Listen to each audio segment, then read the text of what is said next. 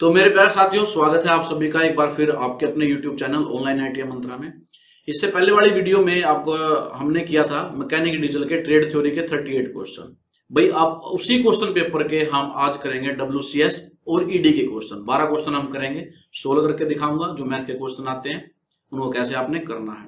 तो ये जो क्वेश्चन है ये सभी ट्रेड के लिए, हालांकि ये क्वेश्चन पेपर मैंने MD का लिया है, मैकेनिक डीजल का लिया है, लेकिन सिलेबस सेम होने के कारण ये सारे ट्रेड के बच्चे कर सकते हैं इन क्वेश्चनों को।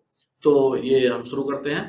अब देखते हैं जो पहला क्वेश्चन पूछा गया था मैकेनिक डीजल में, और क्वेश्चन इस प्रकार है, what is the two classification of the system of the unit. इकाइयों की प्रणाली दो प्रकार कौन से हैं। भाई जो सिस्टम ऑफ यूनिट है उसको डिवाइड किया जाता है, अलग अलग टाइप होते हैं, अलग अलग क्लासिफिकेशन होती है। तो यहाँ पूछा गया है उसी क्लासिफिकेशन दो कौन सी हैं, ब्रिटिश या मीट्रिक, जी नहीं, ग्रेविटेशनल एंड नॉन ग्रेविटेशनल ये होती ही नहीं, फंडामेंटल एंड ड्राइव्ड, बिल्कुल ये आंसर हो जाएगा। भाई दो तरह की जो यूनिट होती हैं उसमें होता है फंडामेंटल एंड ड्राइव्ड। 7 हमारी फंडामेंटल यूनिट होती हैं और इन 7 से ही बाकी यूनिट ड्राइव की जाती हैं, निकाली जाती है, तो उनको क्या बोला जाता है, ड्राइव्ड यूनिट बोला जाता है। तो दो तरह की यूनिट होती है, फंडामेंटल एंड ड्राइव्ड। तो इसका आंसर क्या हो जाएगा, A3 हो जाएगा। A3 पर टिक करेंगे, आपने ये याद रखना है। नेक्स्ट क्वेश्चन है हमारा, what is the fundamental unit. अब देखो पिछले क्वेश्चन ने पूछा है यूनिट की टाइप, भाई फंडामेंटल भी होता है ड्राइव्ड भी। अब यहां पूछा गया फंडामेंटल यूनिट कौन सी है, मूलभूत इकाइयां कौन सी हैं इनमें से। तो ऑप्शन है A1 length, mass and volume. देखो लेंथ और मास हमारी फंडामेंटल यूनिट है, लेकिन वॉल्यूम ड्राइव्ड यूनिट है, तो ये आंसर नहीं होगा। नेक्स्ट है लेंथ, मास, टाइम, यस ये आंसर हो जाएगा। भाई इसमें लेंथ भी, मास भी और टाइम भी, लंबाई, द्रव्यमान और समय, इसको LMT बोला जाता है। ये तीनों ही इकाइयां फंडामेंटल हैं, तो इसका आंसर क्या हो जाएगा, A2 हो जाएगा। नेक्स्ट भी देख लीजिए, देखो यहां भी दो फंडामेंटल है, लेकिन एरिया फंडामेंटल नहीं होता है, ये ड्राइव्ड यूनिट होता है, तो ये आंसर नहीं होगा। नेक्स्ट में भी वॉल्यूम, प्रेशर दोनों ही ड्राइव्ड यूनिट है, तो ये भी आंसर नहीं होगा। तो जो याद रखने वाली बात है लेंथ, मास एंड टाइम, जिसको LMT भी शॉर्ट में आप ऐसे याद रख सकते हो, ये हमारी फंडामेंटल यूनिट में आता है, तो इसका आंसर A2 हो जाएगा। नेक्स्ट क्वेश्चन हमारा 41, what denote letter M in the MKS system. जो MKS सिस्टम होता है इसमें M किसको डिनोट करता है, ये पूछा गया है। देखो MKS का मतलब होता है M4 होता है मीटर, K4 होता है किलो और S4 होता है सेकंड।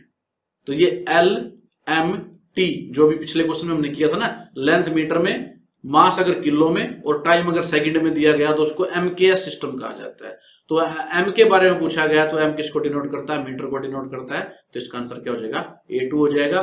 K के बारे में पूछ ले तो वो किलो को करता है, किलोग्राम को करता है, किलोग्राम कह सकते हो आप इसको, KG, अगर मास KG में दिया है तो वो MKS सिस्टम में होगा, और अगर टाइम पूछ ले तो वो सेकंड में पूछा गया। S का मतलब यहाँ पर सेकंड है, तो कोई भी पूछ ले MKS में से, M के बारे में पूछे, K के बारे में या S के बारे में, ये आपको पता होना चाहिए।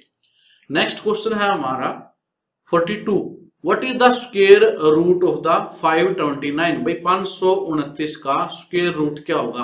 तो स्क्वायर रूट आपको निकालना आता होगा, तो हम क्या करते हैं, पीछे से ऐसे जोड़े बनाते हैं, एक जोड़ा ये बढ़ जाएगा, इधर खाली एक ही अंक है तो एक जोड़ा ये बढ़ जाएगा, 2 पे जाएगा, 2 दूनी 4 आएगा, यहां से माइनस करेंगे तो 1 बढ़ जाएगा, और ये इसमें क्या पूरा जोड़ा जोड़ा नीचे उतरता है, जैसे भाग करते हैं ना, तो ये आ जाएगा।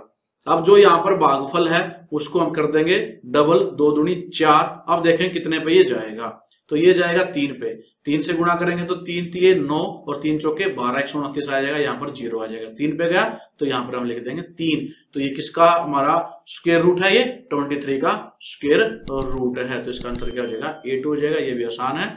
या आप ऐसे कर सकते थे, 23 को जब 23 से मल्टीप्लाई करोगे भाई तो ये हमारा 529 आएगा। तो आप अगर ये फार्मूला आपको नहीं पता, इस तरीके का नहीं पता है, एक तो कमेंट करके आप बता सकते हो। अगर आप स्क्वायर रूट किसी बच्चे को नहीं निकालना आता हो तो मैं आपको एक पूरी वीडियो बना सकता हूं, इसकी छोटी सी प्रोसेस के बारे में बता दूं कैसे हम स्क्वायर रूट निकालते हैं।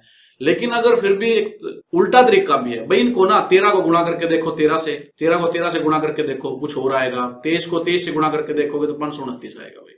तो यानी कि ये इसका स्क्वायर रूट है। 33 की वैल्यू भी कुछ और होगी, 43 की वैल्यू भी कुछ और होगी, तो आप ऐसे भी निकाल सकते हो इस क्वेश्चन को। नेक्स्ट क्वेश्चन हमारा 43, पूछा गया है कि convert the 0.456 decimal fraction into the percentage. इसको परसेंटेज में आपको कन्वर्ट करना। देखो जब भी परसेंटेज में कन्वर्ट करना होता है तो हम गुणा 100 कर देते हैं भाई। अब हम क्या करेंगे, पहले इस बिंदु को हटाएंगे, तो इसको हटाएंगे तो इसके पॉइंट के बाद कितने डिजिट है, 1 2 3, तो 1 के बाद कितनी जीरो आ जाएंगे, 3 जीरो आ जाएंगी। और गुणा जो परसेंटेज हमें बनाना है 100, इसलिए हमने उसको मल्टीप्लाई किया परसेंटेज बनाने के लिए, तो ये 100 हम यहाँ भी गुणा करेंगे, 2 जीरो से 2 जीरो कट जाएंगी। अब हमारे पास आ गया 456 बटे में 10। तो 10 को जब हम वापस दशमलव लगाएंगे तो 1 के बाद 1 जीरो है, तो पीछे से हम 1 अंक छोड़ के दशमलव लगा देंगे, तो ये कितना हो जाएगा 45.6%।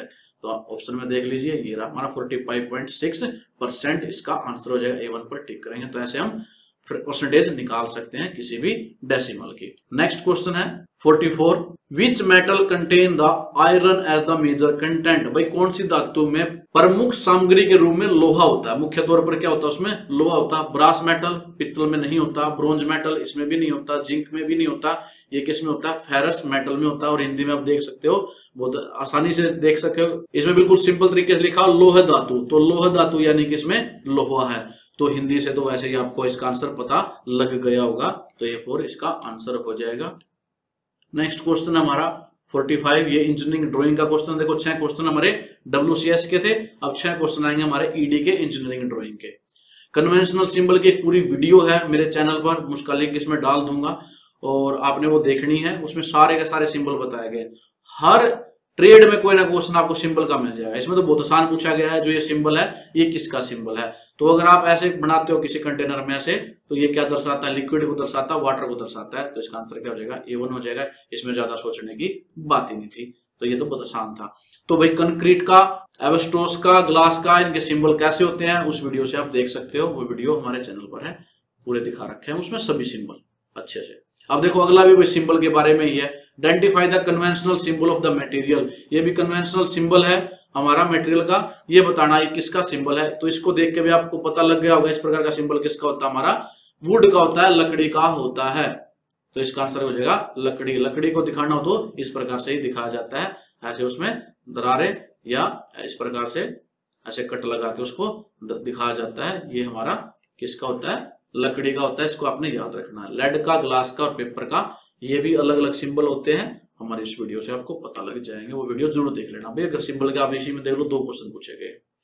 नेक्स्ट क्वेश्चन हमारा 47, बहुत ही आसान क्वेश्चन है। Identify the name of the instrument. इसको इंस्ट्रूमेंट का नाम बताओ, आप सभी को पता है, इसको आप DB कहते हो और इसका असली नाम क्या होता है, प्रोटेक्टर होता है, चांदा होता है। इसका काम क्या होता है, एंगल की मेजरमेंट करने के लिए या एंगल को ड्रा करने के लिए इसका प्रयोग किया जाता है। तो ये क्या हमारा प्रोटेक्टर है, आसान है। सेट स्क्वायर अगर पूछता तो सेट स्क्वायर भी हमारे इस प्रकार से होते हैं, तो ये भी आपको पता होना चाहिए। फ्रेंच कर्व, अलग अलग ऐसे फ्रेंच कर्व, ये कर्व बनाने के काम आता है। टी स्क्वायर आपको पता ही होगा, इस प्रकार से टी की शेप में होता है टी स्क्वायर। तो ये सारे इंस्ट्रूमेंट आपको पता होना चाहिए, आसान पूछा गया था, तो यहाँ ये प्रोटेक्टर है। नेक्स्ट क्वेश्चन है हमारा identify the name of the set square. भाई सेट स्क्वायर देखो मैंने पता, अभी ये सेट स्क्वायर होता है, लेकिन सेट स्क्वायर भी 2 होते हैं, एक ये और एक होता है ये, जिसमें ये वाला जो पार्ट है थोड़ा लंबा होता है। लेकिन यहाँ देख सकते हो ये जो हिस्सा है, ये जो साइड है और ये साइड है बराबर है, लेकिन इसमें ये साइड छोटी है, ये साइड बड़ी है। तो जिसमें बराबर साइड होती है उसको 45 सेट स्क्वायर कहा जाता है, लेकिन जिसमें एक छोटी एक बड़ी होती है उसको 30 डिग्री 60 डिग्री सेट स्क्वायर कहा जाता है, क्योंकि इसका एक एंगल 30 डिग्री का होता है, एक एंगल 60 डिग्री का होता है। लेकिन इसके जो दोनों एंगल हैं 90 डिग्री वाले को छोड़ के 45 डिग्री का होता है, इसका भी 45 डिग्री होता है, तो इसको 45 डिग्री सेट स्क्वायर कहा जाएगा। ये देख लेते हैं ऑप्शन में कहाँ है। A1 में 15 सेट स्क्वायर, जी नहीं, ये नहीं है इसका आंसर। 60 30 ये रहा, A4 इसका आंसर हो जाएगा। 45 डिग्री सेट स्क्वायर इसका आंसर है, ये भी आसान था। तो नेक्स्ट क्वेश्चन देखते हैं 49, कंपस यूज टू ड्रा। कितना आसान क्वेश्चन है भाई। कंपस जिसको हम प्रकार भी बोलते हैं, उसका क्या चीज ड्रा करते हैं, उससे हम क्या ड्रा करते हैं, रेक्टेंगल, जी नहीं, स्क्वायर, जी नहीं, सर्कल, यस, वृत्त। वृत्त को बनाने के लिए प्रकार का प्रयोग किया जाता है, कंपस का प्रयोग किया जाता है। तो इसका आंसर क्या हो जाएगा हमारा A3 हो जाएगा। नेक्स्ट क्वेश्चन है और लास्ट क्वेश्चन है, which title block position is correct as the standard practice. एक मानक अभ्यास के रूप में कौन सा शीर्षक ब्लॉक स्थिति सही है।